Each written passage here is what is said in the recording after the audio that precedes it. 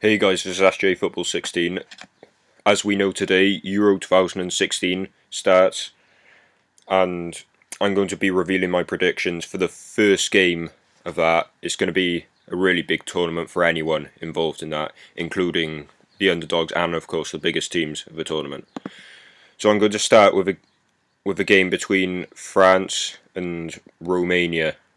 The first game. As we all know, the hosts usually feel a bit of pressure in their first match to play well and possibly win, especially the big team. I mean, most people are expecting France to beat Romania. However, I think France will be feeling the pressure in this game. So I'm going to say the score is going to be 2-2 in this, because France, as we know, their best strikers weren't picked for the squad, and I think Giroud is currently their main striker at the moment, which isn't great for their squad. And Romania, I think they could be a good shout this year. I think they could get through their group. It is possible that they could get through their group. So this is why I think it's going to be 2-2. And now I'm going to head over to the game between Albania and Switzerland.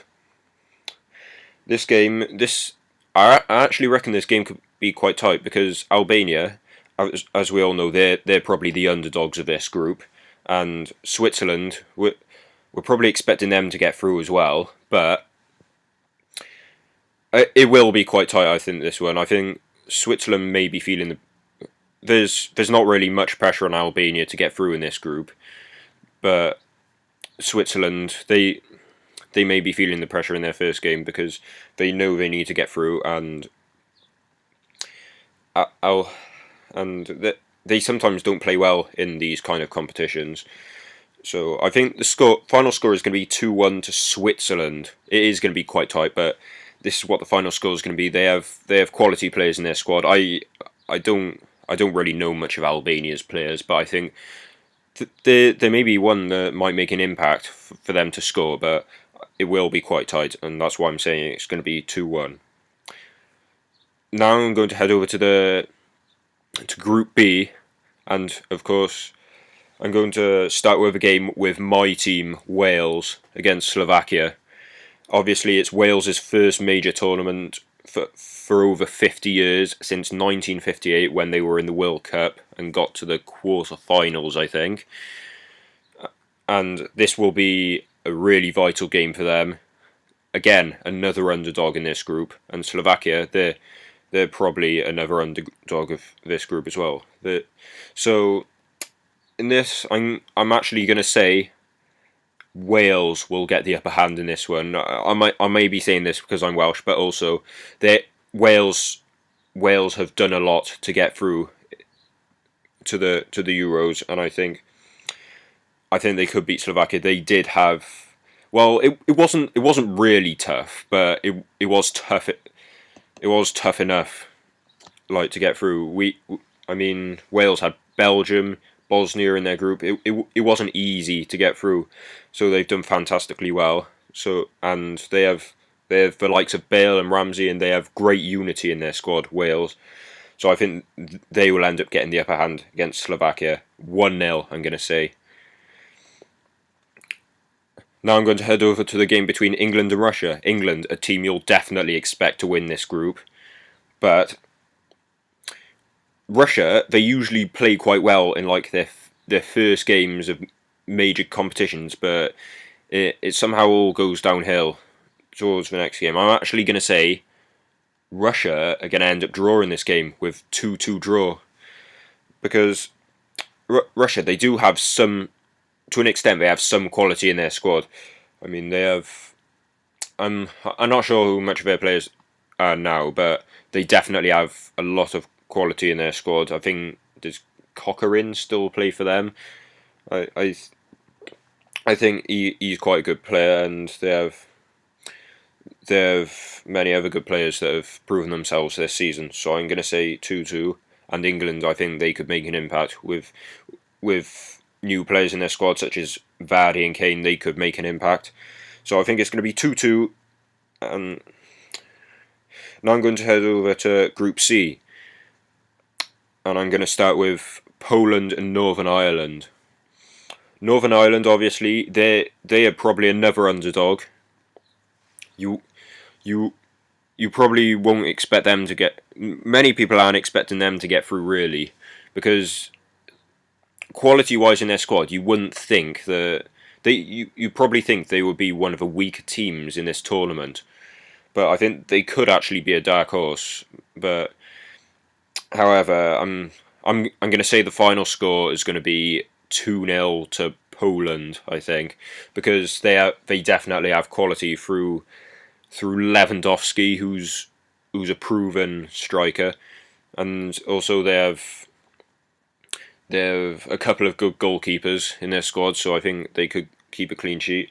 Blaszczykowski, he's another good player that could perform well, and they have a few other good players as well. And Northern Ireland, their defence isn't great, I don't think, but they did win their group. But I don't think their defence is that great. In all fairness, and I I'm not too sure who was in their group, but it wasn't as hard as most of the other teams that got through in their group. Poland had probably one of the toughest groups there. So I think it's going to be 2-0 to Poland. Now I'm going to head over to the game between Germany and Ukraine. This is going to be quite an interesting game. Germany probably feeling the pressure in their first game because obviously they're probably one of the top seedings in Europe, apart from Belgium, I think, at the moment. And Ukraine, I reckon they could actually do quite well in this tournament because I think they've proven themselves in the qualifying stages, and also I think they've played quite well in friendlies. I think I saw them like maybe a few months ago. They beat Wales, I think, which was quite good for them, and also like they have a few good players in their squad. So I'm actually going to say it's going to be 0-0 in this first game because, but I think Ukraine might have like quite a tight defence. They might have good tactics ready for them, and also Germany have a really good defence in their back line. So Ukraine probably won't be able to get past them. Now I'm going to head over to Group D. There's probably three dark horses that could do quite well in this. So I'm going to start with the game between Turkey and Croatia. Obviously, Turkey is their first tournament since 2008 that they've got to, and the last time they were in the Euros, they got to the semi-finals, I think, and only just lost to Germany, who were the finalists that year. So I think it could be quite tight this game. I think in the end, I reckon, and Croatia they have good players in like Ivan Perisic. He's a good player, very well proven. Luka Modric, he's another good player. Played for Real Madrid, won the Champions League this year. So I think it could be quite good, this one. So I'm going to say it's going to be 1-1 in the end in this one, because both teams have quite good defence, both teams, and also they have quality players both sides. Turkey in Çalhanoğlu and Croatia in Luka Modric, I'd probably say. I'm going to head over to the game between Spain and Czech Republic. I think this could indeed be a tight game as well because Czech Republic they have a good goalkeeper in Petr Cech, but in the European tournaments they usually prove themselves to be quite good in them. So I think and Spain they played well in the tournament, but they didn't play so well in the pre-season friendlies. So I'm actually going to say the final score in this is going to be 2-2. Because both teams they have a few quality players. Both teams. Spain they haven't been the best recently, so I don't think they'll have too good of a start. And Czech Republic, I think Czech Republic they're arguably probably the weakest team in this group, but I think that they could prepare good tactics for this game, so I'm going to say it's going to be 2-2. Now I'm going to head over to Group E. I'd say this is probably also known as the Group of Death, I'd say, because there's three really strong teams that have quality players that have proven themselves in the Champions League. I'm going to start with Republic of Ireland against Sweden. Republic of Ireland just managed to scrape a place here because I think before they were like fifth in the group, like a few games before they qualified, or fourth maybe, and they somehow managed to get through to the playoffs, and after that, even qualifying for the Euros as a whole. So I think this could be quite a good game. This, however, Sweden they have quality players in their squad like Zlatan Ibrahimovic, who could cause a threat for Ireland. Ireland have Shane Long, who has proven himself in the qualifying stages, so he could play quite well, and they have a few other good players as well. They have good young players in their squad. Sweden actually, and Ireland they have players who have proven themselves in the league and in the European qualifying. In fact, so I'm going to say this is going to be 2-1 to Sweden in the end, because I think that Sweden's attack is probably going to be too good for Ireland to break down with Zlatan Ibrahimovic and like the I don't think Ireland generally don't play too well in European tournaments, in major tournaments. So I it won't be too great for them their first game, but it won't be too bad. I shouldn't guess, but I shouldn't imagine, because obviously I'd say it's going to be quite tight. Now I'm going to head over to the game between Belgium and Italy. This is probably the toughest game for either team, I'd say, in terms of the group stages. And although some would say it's going to be quite tight, I actually think there could be quite a lot of goals scored in this, so the defences won't be too tight. And Belgium have a lot of quality. They're the top seeding in Europe in the world rankings, and Italy they have proven players. They've done well to qualify for this one. I think they had quite a tough. I think they had a tough group in their thing. In their qualifying group, and they could play quite well against Belgium. However, I'm going to say the score is going to be 4-2 in this one to Belgium, because Belgium have a lot of quality in their squad, so it might be hard for Italy to break down. Although they gave away cheap results to Wales in the qualifying and some other teams like Bosnia. I still think they could play quite well, because in the friendlies before the Euros, they play quite well. They won all their friendlies, I think. Italy they have quality in their squad, so this is why I think they're going to get goals in this game. I think Graziano Pella has emerged into a really good striker now, and he's in the squad. I think he could prove to be quite good, as he's proven for Southampton. And they have other quality players in this squad as well. So this is why I think it's going to be 4-2. And finally, I'm going to end it with Group F.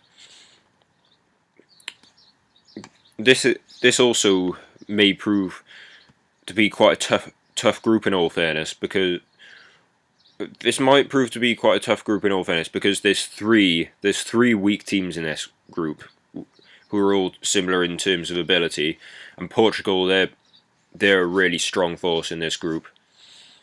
So, and I'm definitely fully expecting Portugal to top this group. I'm going to start with Austria and Hungary. Hungary, I just cannot see them doing well in this tournament. I'm sorry, they don't really have enough quality in their squad to qualify for the next stage. So I'm gonna say it's gonna be 4-0 to Austria, because Austria definitely they've been in this situation before. Although they were the hosts, they did still play in it. They finished third in the group last time that they were in the Euros, and like many people expected them to do really bad, but they managed to lose all their games in the last one. But they managed to do it. They managed to get a point in one of their games. And Hungary, there's just no quality in their squad. I haven't heard of any of their players. I think Adam Bogdan is like their main keeper or something, which isn't really that great in all fairness, because he hasn't featured that much for Liverpool, and a couple of seasons ago, Bolton were 18th and he was the main goalie, and he wasn't that great when I've seen him. So you'll probably let in quite a few here. David Alaba, he's a quality player for Austria, as we've seen as well. And finally, I'm going to end with the game between Portugal and Iceland. Iceland are another dark horse I could see doing quite well. They have quality players. I think Aaron Gunnarsson, the Cardiff central midfielder, is the captain for this side, and he's quite good. Gylfi Sigurdsson, he's another really good player. He plays for Swansea. He's proven himself there. Probably their star man. They could play quite well against Portugal. Portugal, obviously, they're probably one of the best players in the world, Cristiano Ronaldo, and they have good defence in Pepe, who's quite good, and they have a few other good players as well, which is good to see. So I'm going to say the score in this is going to be 2-1 to Portugal. It's going to be quite tight, this game. As we know, Iceland, there's no pressure on them. They're the underdogs of this group. We could see them play quite well, and also Portugal, they definitely they'll be feeling the pressure in their first game as well, like many other teams. So it could be quite good. That's all from me for today. Don't forget to like this video if you haven't done so already. Don't forget to subscribe if you're new to this channel. And don't forget to comment on any changes you think should be made to this group to ensure that I'm better in the future. So I'll see you guys after the next group, after the first round of games have finished.